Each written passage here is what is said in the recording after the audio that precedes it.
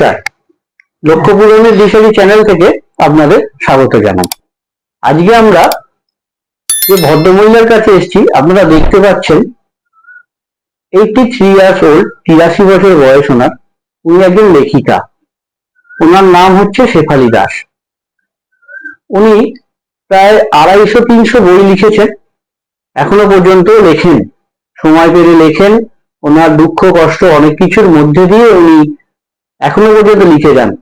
ওনার মুখ থেকে ওনার জীবন কাহিনী, কিভাবে উনি লেখা শুরু করলেন, হ্যাঁ, নতুন ছেলে মেয়েদের উনি কি টিপস দিতে চান, সবকিছু আলোচনা করে নেব।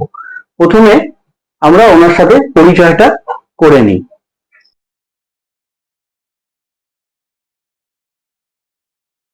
নমস্কার। হ্যাঁ, নমস্কার।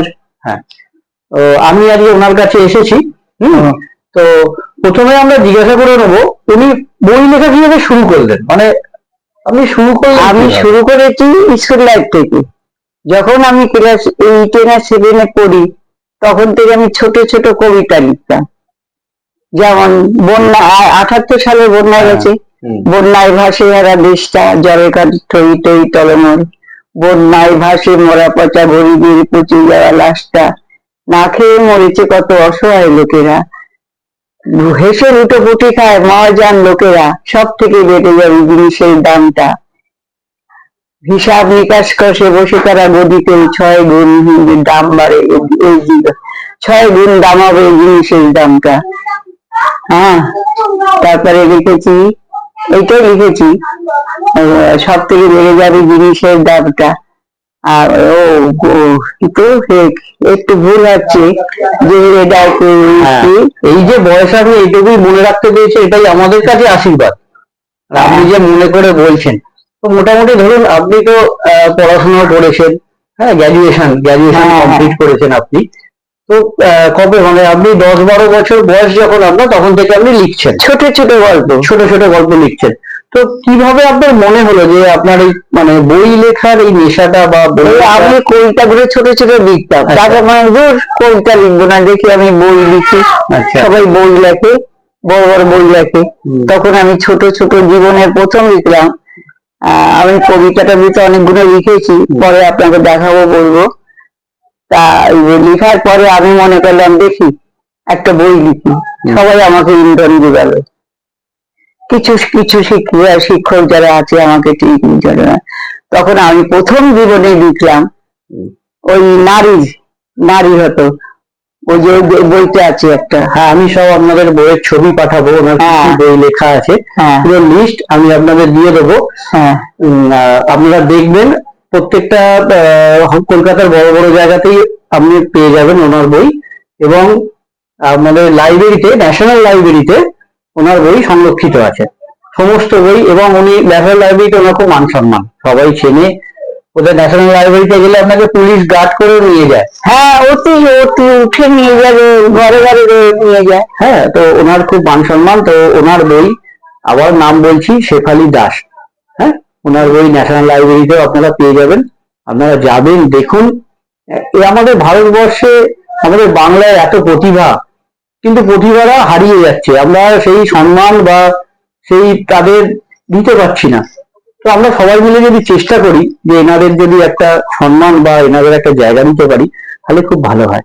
আচ্ছা, আর কথা না বাড়িয়ে ওনার থেকে আমরা আরো কিছু শুনে নেব, ওনার জীবনী সম্বন্ধে আরো কিছু শুনে নেব। তো আপনার মোটামুটি ধরুন এই বই লেখার এই ব্যাপারটা তো বললেন ছোট থেকে শুরু হয়েছে, তারপর উপন্যাস কবে থেকে লিখতে শুরু করলেন? উপন্যাস শুরু করেছি আমার মনে হয় 15-30-40 বছর হয়ে গেল। বাহ, 40 বছর। হ্যাঁ। মোটামুটি কতগুলো উপন্যাস আছে আপনার? আমার মোটামুটি যে উপন্যাস আছে 200 তো হবেই। মানে 200-র ওপর উনি উপন্যাস লিখেছেন। মানে চিন্তা করতে পারেন, কিছু উপন্যাস, 200 উপন্যাস আছে, তারপরে অন্য অন্য আছে। হ্যাঁ, ওনার মোটামুটি আলমারি এবং টাঙ্কে বই ভর্তি। ওনার প্রচুর বই, আপনাদের আমরা দেখাবো ভিডিওর মাঝে মাঝে যে কত বই। 200-250 বই তো আমার ঘরেই রয়েছে। আচ্ছা, 200-250 কি তো কম বই, বেশি হাজারেও ধরতে পারেন আমার বই ঘরে আছে। মানে 1000 বই প্রায়। হ্যাঁ, কমসে কম ওই যে এইগুলো দেখা যায় দেখুন ভর্তি ভর্তি বই। হ্যাঁ হ্যাঁ, আমি দেখাবো। বইগুলো দেখুন বিভিন্ন ট্রাঙ্ক আলমারিতে ভর্তি ভর্তি বই। আমার ঘর দোকানে রয়েছে এক গাদা বই, আমার নিজস্ব দোকান আছে একটা। উনি দোকানেও বসে বসে বই লেখেন? কি দোকান আপনার ওটা? ওটা বইয়েরই দোকান করেছিলাম। আর এই যেখানে বসে আমি বই লিখতাম ওখানে একটা মানে ঘুমটি মতন আমি কিনে নিয়েছিলাম ঘুমটিটাকে, শুধু বই লেখার জন্য। রাস্তা ওইখানে লিখে প্রায় 150 বই ওখানেই লিখেছি। হ্যাঁ, ওই যে বাচ্চাদের যে বইয়ের মধ্যে আছে ওগুলো আছে, বাচ্চাদের ভালো ভালো গল্প আছে ওখানে, সব ওইখান দিয়ে লিখেছি। আচ্ছা, আপনার ধরুন জীবনের এই যে এখন আপনার 83 বছর বয়স, তো মোটামুটি আপনার এই পুরো জীবন কথাটা যদি একটু সংক্ষেপে বলেন আমাদের দর্শকদের। আমি তো দেশ হচ্ছে আমাদের খুলনা। আচ্ছা। খুলনা ডিস্ট্রিক্ট থেকে আমরা ছোটবেলায় এসেছি, তখন স্বাধীনতা, ওই বাংলাদেশ আর কি স্বাধীনতা হচ্ছে, ভারত এদার আর ওদার করে সব দৌড় বইছিল। তার আগের থেকে আমার বাবা ভবানীপুরে বাড়ি ছিল। আচ্ছা। ওখানে থাকতেন এবং কাকা জ্যাঠারা সব ইয়েতে চাকরি করতো, ওই যে আপনার ইয়েতে কি বলে ওই যে লঞ্চে ইয়েতে, ওই যে কি বলে ওই অফিসটাকে যেখানে লঞ্চ সাড়ে 11টায় কাজ করছো। বড় পোস্টে একজন ছিলেন কালীপদ ঘোষ, আমরা ঘোষ বাবার বাড়ি। আচ্ছা। তা উনি ছিলেন সমস্ত ছাত্র ছাত্রীদের হেড, শেখাতেন। আচ্ছা। আর একজন মাধব ঘোষ, তিনি ছিলেন উপরি পোস্টে, তখনকার দিনে বিয়ে পাস করে ঢুকেছিল আর ছিল। সেখান থেকে যাতায়াত করতো, কলকাতার ইয়ে থেকে যাতায়াত করতো, কাজ চাকরি করতো। সেখান থেকে আমরা ভবানীপুরে মানুষ হয়েছি, বড় হয়েছি, সেখানে পড়াশোনা করেছি। আমার দাদা দাদা সব আশুতোষ কলেজে পড়াশোনা করেছি। আমরা ওখানে যে স্কুল ছিল ভবানীপুরে, স্কুলে আমরা পড়াশোনা করেছি, আমি আমার ছোট বোন। আর আমার পরে যে ভাই বোন ছিল তখনকার সব মাতৃভবন হাসপাতালে হয়েছে। আমাদের ওখানে যে মাতৃভবন হসপিটাল।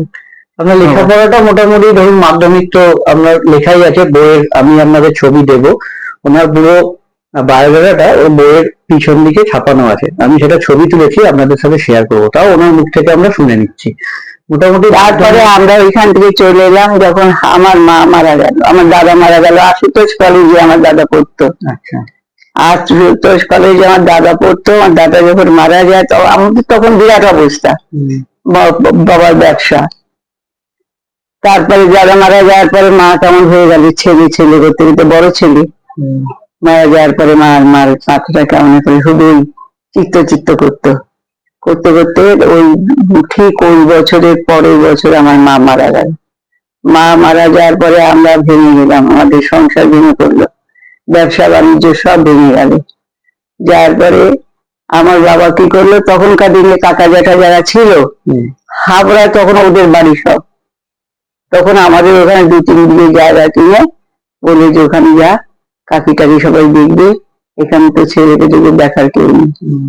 ওখানে আমরা যে জীবনে তখন বেড়ার ঘরে বাস করিনি, আমরা বেড়ার ঘরে গিয়ে বাবা কোনো রকম বাস উঠলো। উঠার পরে আস্তে আস্তে পরে বাড়ি হয়েছে। বন্ধুর অবস্থা বিরাট বিরাট ছিল, তারাই আমাদের উঠিয়ে নিয়েছে, উঠলে করে আমাদের ওখানে বাড়ি ঘর ধরে ওইখানেই বসবাস করে ওইখানে পড়াশোনা শুরু করলাম। কালীতলায় আমাদের ওখানে কালীতলার সামনে আমার কাকার বাড়ি, কল্যাণগড় হচ্ছে আমাদের হাই স্কুল। আচ্ছা। ওখানে পড়াশোনা করেছি। ওখান থেকে চৈতন্য কলেজ হাবড়া চৈতন্য কলেজে গেলাম, সালও লেখা আছে এতে। হ্যাঁ, লেখা আছে দেখলাম। ওখানে পড়াশোনা করেছি, ওখান থেকে পাশ করেছি। তারপরে আমার একটা নেক ছিল যে শুধু শিক্ষা, আমার আর কোনো নেক ছিল না। ওইখানে বসে ইয়ে শিখলাম, ফ্যামিলি প্ল্যানিং। আমাদের হসপিটালে এমনই ছিল, সব কাকা জ্যাঠার ওখানকার কাকারা আমাদের যা আত্মীয় স্বজন, এইটা শিখবি কালকে থেকে, হাসপাতালে যাবি। ওখানে গিয়ে পাশ করে বেরোতাম, চাকরির তারা করলো। তারপরে ইয়ে করলাম আমাদের ওই যে ওখানে ইয়ে হাসপাতাল আছে, হাবড়া হাসপাতাল আছে, ওখান থেকে বেরোলাম। তারপরে শর্ট হ্যান্ড দুটোই হলো, একটা লেখা আর একটা শিখা, এগুলো হয়ে গেল। এরপর তো সেলাই গুলোকে আমি ধরিনি, কারণ গান বাজনা ছিলাম, মানে আমার বাবা তখন পয়সা ছিল, আমাদের বোনেদের শিখিয়েছে, গান বাজনার মধ্যে চলে গেলাম, মানে পুরো না করতে পারলেও করেছি, ভালো ভালো মাস্টার রেখে বাবা করিয়েছে। তারপর সেলাই শিক্ষা টিক্ষা এখন ধরেছি, যে যেটা বলেছে আমি সেটা পাশে আপনি বইটা লিখে যেতেন? হ্যাঁ, বই লিখতে? বই লেখা আমি রাত জেগে বই লিখেছি, ওটা ছাড়া যায়নি? ওটা ছাড়া যায় না। আর কবিতা টবিতা ছড়া অনেক লিখেছি। সে আমার একটা খাতা, একসময় আসুন আমি দেখাবো, খাতা ভরা খাতা। হ্যাঁ, দেখলে পাবলিশ হয়নি?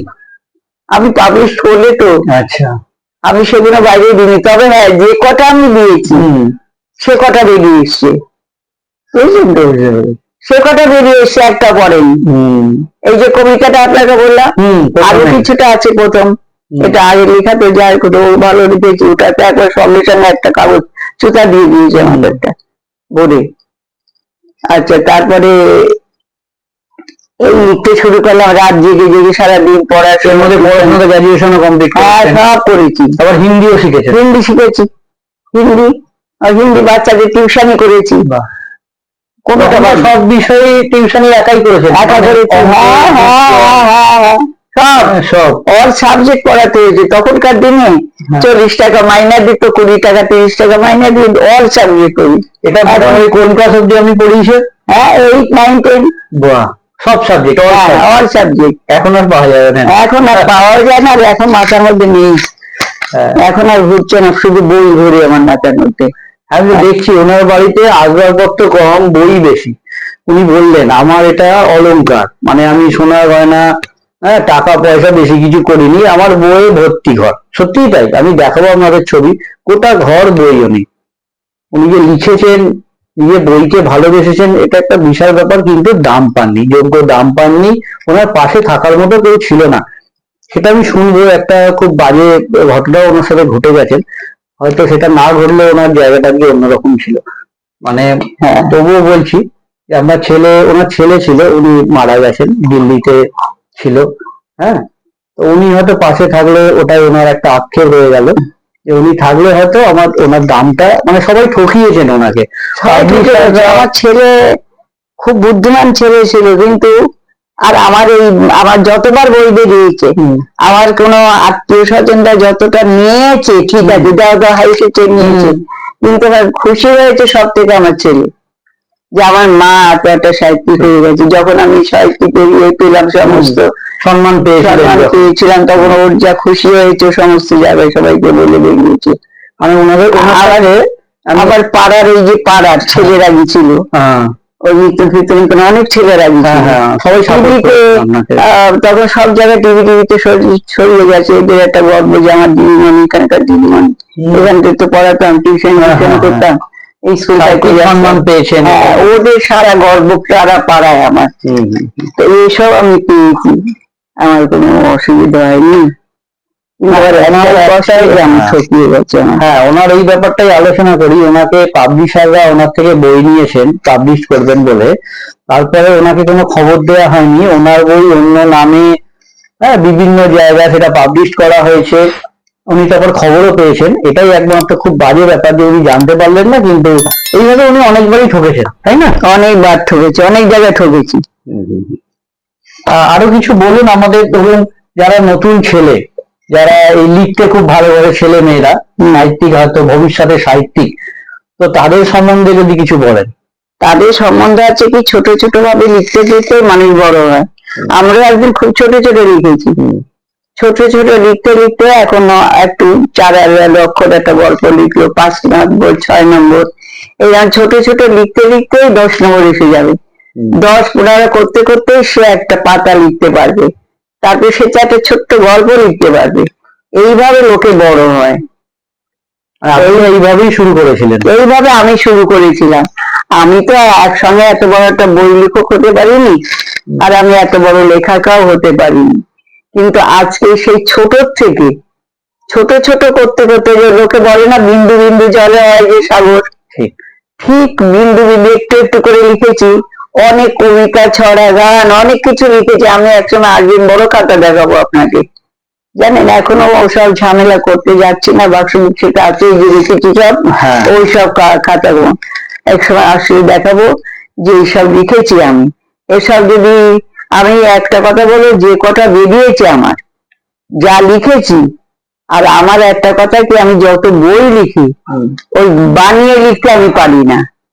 আচ্ছা, আমি বানিয়ে লিখতে পারি না, আমি যা চোখে দেখবো আমি তাই লিখবো। বাহ। আমি দেখলাম এই যে দেখুন দেবী সর্বাণীটা, হ্যাঁ হ্যাঁ হ্যাঁ। এটা আমি আপনাকে কারেন্ট করে দিয়ে দেবো, সেই বাড়ি দেখিয়ে দেবো। মানে আপনি যে উপন্যাস বা বই লিখেছেন এগুলো সবই বাস্তব? বাস্তব। আচ্ছা, আমি বাস্তবটাকে ভালোবাসি। ওই পিন্ডির ঘরে বসে বসে মনে মনে ইয়ে করলাম, এটা আমি পারি না। আচ্ছা, হ্যাঁ, আমি ওটা পারি না, আমি সব বাস্তব লিখি। হ্যাঁ, শেফালী দাস লেখিকা, ওনার যত সাহিত্য আছে সব কিন্তু বাস্তবের উপর ভিত্তি করে, মানে কোনোটাই অবাস্তব নয়, মন গড়া কোনো কথা নেই। সবই দেখুন, একটা ভোরের করবি বই আপনাকে বলতে তো ভুলে গেছি। ভোরের করবি বই একটা বেরোনোর সাথে সাথে আমার এটা 50টা বই বের করলাম। 50টা 500 বই, 500 বই আর কমাইতে সবাই জলের মতন উড়ে গেল। কি করে উড়ে গেল? আর ওইটা প্রথম পুরস্কার, ওইটাই পেলাম, বহু পুরস্কার। হ্যাঁ, এটা আমরা হয়তো শুনেছি, আমারও খুব শোনা শোনা লাগছে নামটা, মানে ভোরের করবি। হ্যাঁ, ভোরের করবি, এই নিজেদের নিয়ে লিখেছিলাম, নিজেদের নিয়ে। তাই? এবং সবাই বললো যে একটা মেয়ে হয়ে এই বই বের করতে পেরেছে, কোনো পুরুষ আজ পর্যন্ত পারেনি। ওই দুনিয়ার দেখুন আমার ওই যে আমি যে পেয়েছি পুরস্কার, ওই বইটার আমি পুরস্কার পেয়েছি। একটা আমি এখন বই সবার কাছে যাই, আমার কমিশনার কাছে গেছি, সিপিএম কমিশনারকে একটা বই দিয়েছিলাম, উনি আমার অনেক সাহায্য করেছে আমি এই বইয়ের জন্য।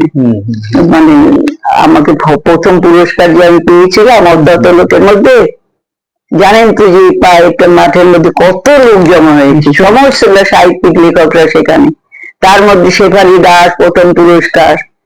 আমি হ্যাঁ, প্রথম পুরস্কার ওনাকে দেওয়া হলো, সমস্ত বহু কিছু দিয়ে আমাকে পুরস্কার করেছিল সেদিনকে। সেই যে বইটা বলেছে, আপনি যত বই লিখেছেন এই বইটা আর কেউ কাজ করতে লিখতে পারেনি, এখন তো লিখবে সবাই দেখে দেখে আমার। কিন্তু সেদিনকে বললো যে পুরুষ মানুষকে আজ পর্যন্ত বের করতে হয় না, একটা মেয়ে হয়ে বের করে ফেলেছে, এত বড়। আর এত পুরস্কার পেয়েছিলাম ওই বইটা। ওই বইটা আমি আর খুঁজে পেলাম না।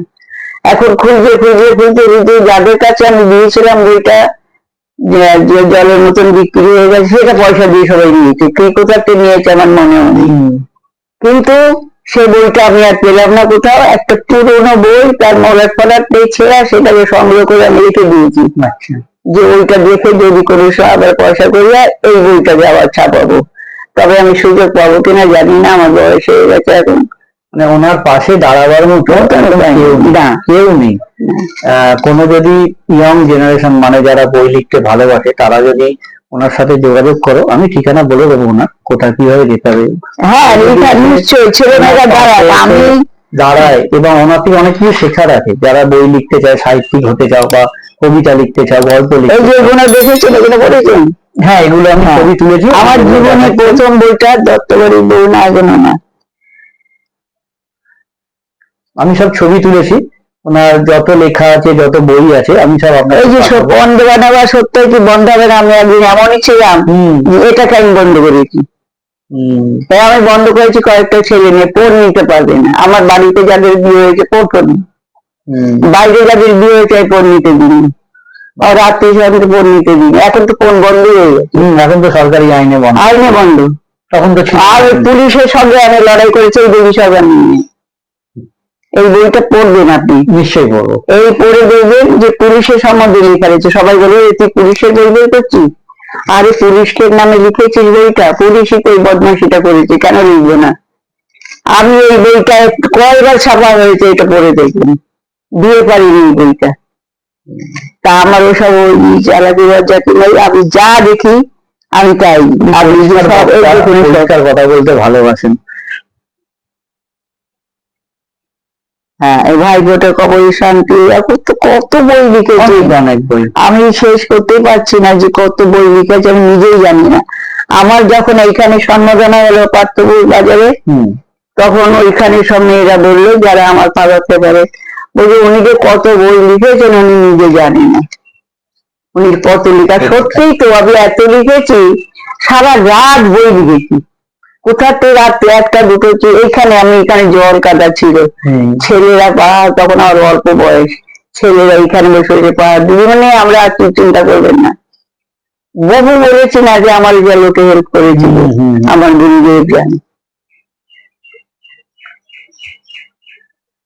আরো ওনার সাথে অনেক কথা আমি জিজ্ঞাসা করব, জানবো, হ্যাঁ, আপনাদের সাথে শেয়ার করবো। ফোন নেওয়া কি দেওয়া কি সত্যি বন্ধ হবে না? এই তো ফাঁদ মোম ভোরের করুন, দেশ সেবক, সমাজ সেবক, চোরে চোরে মাসতে। এই দেখুন, এই যে রিক্সা বলছে, সত্যি কথা, আমার বৌমাকে নিয়ে আমি গেছিলাম আমার দিল্লিতে আমার ছেলের বাড়িতে। ওখানে খুব গন্ডগোল হয়েছে পুলিশের সঙ্গে আর আমার সঙ্গে। কি হয়েছে, আমরা 3 মাস আগে রিজার্ভ করে টিকিট কেটেছি, আমাদের উঠিয়ে দিয়ে বলছে উঠুন উঠুন উঠুন, যারা পয়সা নিয়ে ওই বিয়ে করতে এসেছে মারোয়ারিরা তাদের বসিয়ে দিচ্ছে। আচ্ছা, আর আমরা আমাকে উঠিয়ে দিচ্ছে, আরো মেয়েরা ছিল বাঙালি, তাদের উঠিয়ে দিচ্ছে। তখন আমি লড়েছি, কি ব্যাপার হলো, এক্ষুনি যাবো আমি উপরে, উপর মহলে। সেই বইটাই আমি আবার লিখে দিলাম, চোরে চোরে মাসতে। আচ্ছা, এই গল্পটা আর কি এই বইটার মধ্যে আছে? মাসতে তো ভাই পরিবেশ সব আছে, জীবন সার, গোয়েন্দানি, কালো বউ, এই যে কালো বউটা, ও রবীন্দ্রনাথ, চোরের রানী, এটা আমার আপনার মজা লাগবে। শহর থেকে যা গ্রাম, লাভিং, বম্বে টু গোয়া, খেয়াঘাট, জেলে বস্তি, তার মধ্যে আরো অনেকগুলো বই আমার বাদ গেছে, সেগুলো বেটারা ছাপায়নি। একটা জানবেন যে সব একটা কথাই মানুষের সঙ্গে আমি ইয়ে করে বলবো যে আমি যত বই লিখেছি আমি ওই ইয়ে করে লিখিনি, বসে বসে মাথা খারাপ করে লিখতে পারি। সত্য ঘটনা অবলম্বনে সবকিছু লেখা। আমি ওসব লিখতে পারিনি যেটা যায়। আচ্ছা, জমের বাড়ি মামা ভাগ্নে, ওটা ভালো লাগবে। কবরের শান্তি, এটাও ভালো লাগবে। ভাইফোঁটা, কনে বিদায়, রাম আর শ্যাম, বৈশালী স্বপ্ন, বরযাত্রী, পায়খানার মজা, খেয়াঘাট। দেখতে আর বই অনেক আছে, অনেক বই আছে, যেটুকুনি ওনার মনে ছিল বা সামনে ছিল উনি দেখে বললেন। তারপরে অনেক বই উনি লিখেছেন, এগুলো হয়তো ওনার মনে পড়ছে না। আর 83 মানে 83 বছর বয়সে মনে করাটাও আমাদের তো ভাবাই যায় না। আর উনি কিন্তু আমাদের একটা ইন্সপিরেশন। এত বছর মানে এত বয়সে উনি যে এখনো বই লেখেন, উনি যে দমে যাননি, মানে এত ঘটনা, এত এত কিছুর পরেও উনি লিখে যাচ্ছেন, নিজের মনটাকে শক্ত রেখেছেন। বই ছাড়া অন্য কিছু উনি ভাবতেও পারেন না, এখনো ভাবতে পারি না, এখন আমার বই আর বই। এটা কিন্তু যারা ধরুন একটা বয়স বা কম বয়সে নিজের ধৈর্য হারিয়ে ফেলেন, একটা কিছু ঘটনা ঘটলো খুব ভেঙে পড়েন, তাদের কিন্তু ইনি একটা ইন্সপিরেশন। এনাকে দেখে শিখুন যে বয়স কিন্তু শুধু একটা সংখ্যা মাত্র, তার বেশি কিন্তু কিছু নয়। মনের জোর থাকলে কিন্তু পাহাড়ও পেরোনো যায়, সেটা উনি কিন্তু আমাদের সামনে একটা জ্বলন্ত প্রমাণ।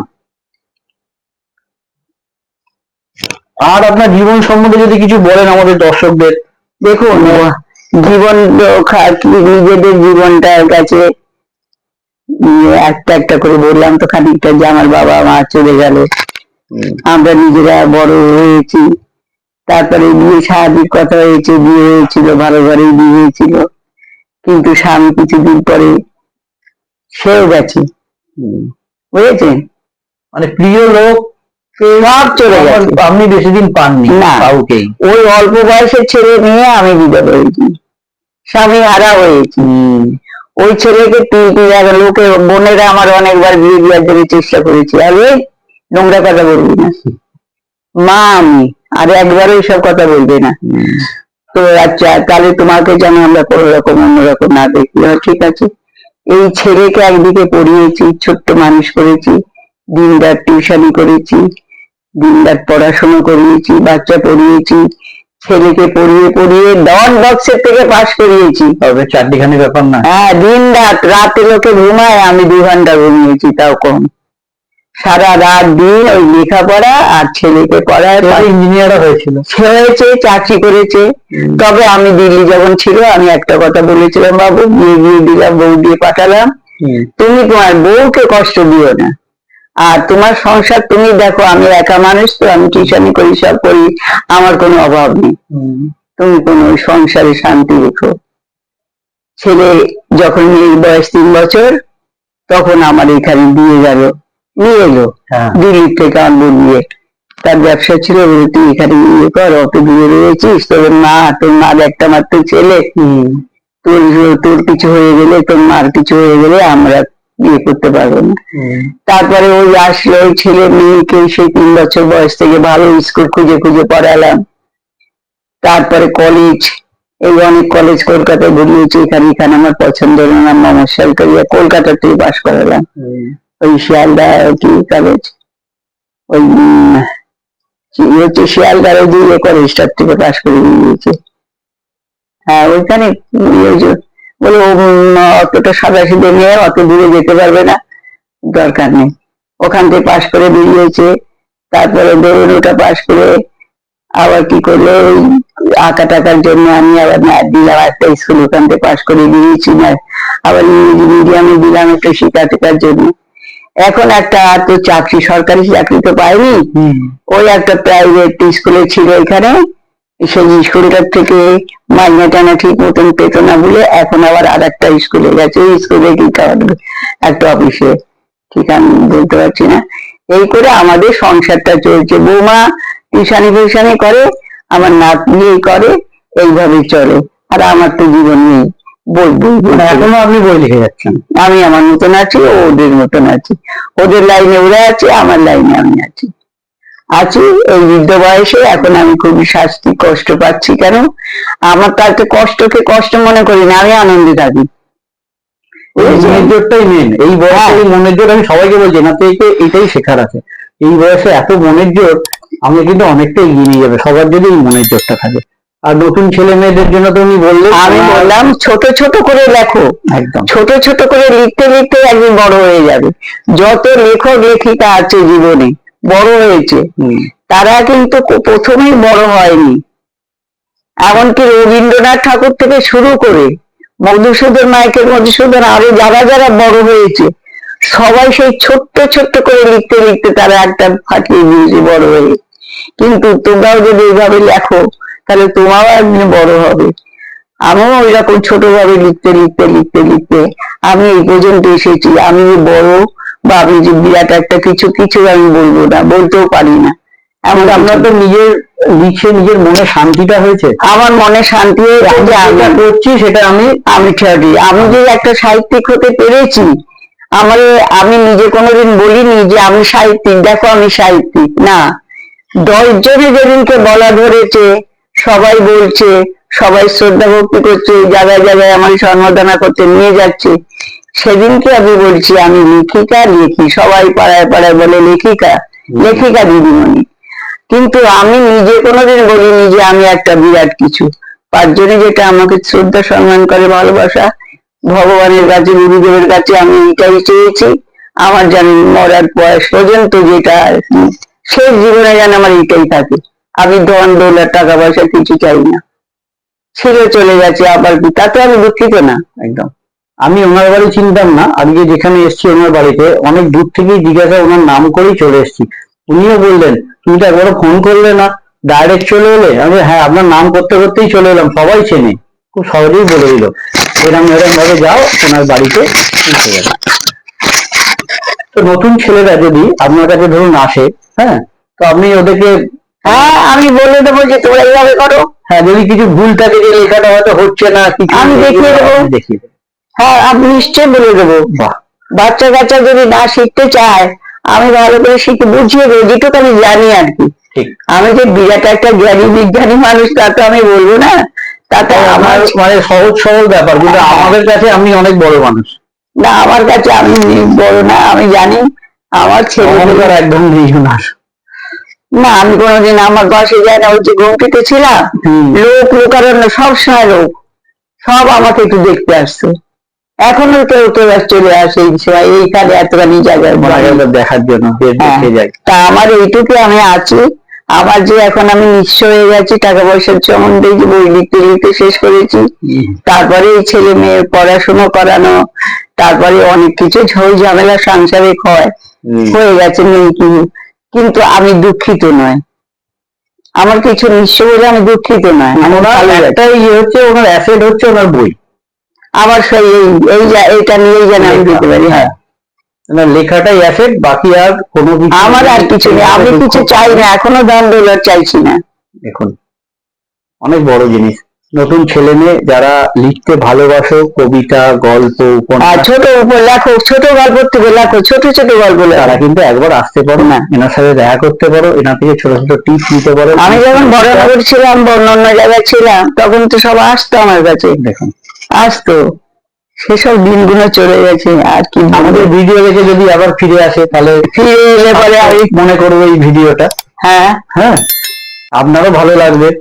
হ্যাঁ, নিশ্চয়ই। সবাই যদি আসে কিছু শেখে, আমিও পরের প্রজন্মকে কিছু দিয়ে যেতে নিশ্চয়ই, পারবো। আমি যেটুকু জানি বলবো। আমি তো শেখানোর জন্য আমি অনেক চেষ্টা করি না, অনেক ছেলে মেয়েকে আমি বলি, এই তোরা যে আমি যে কদিন পরে মরে যাব, তা তোরা আমার নিয়ে কিছু লিখবি না, তোরা একটু শেখ। দেখুন উনি দিয়ে যেতে চাইছেন, আমরাই নিতে পারছি না। চলে আসুন, আমার থেকে ওনার অ্যাসেট, উনি একটা ট্রেজার। হ্যাঁ, তো ওনার থেকে আমরা যদি নিতে পারি, একটু ওনার যদি অল্প আশীর্বাদও কেউ পায়, আমার মনে হয় অনেকটা জীবনে দাঁড়িয়ে যাবে। এই বলে আজকের ভিডিও শেষ করছি।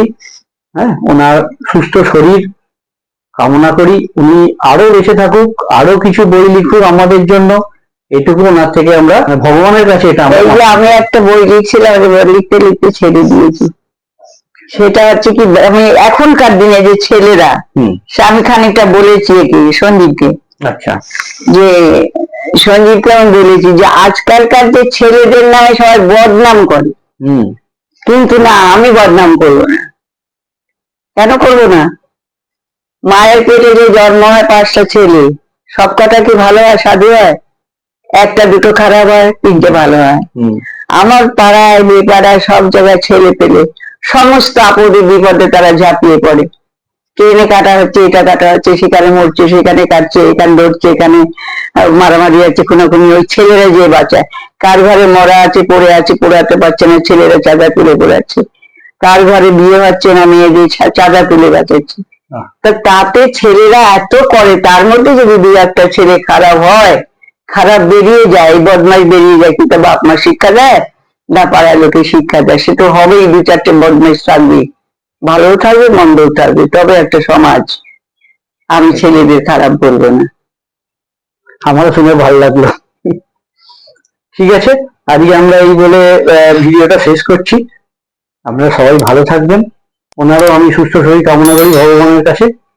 নমস্কার।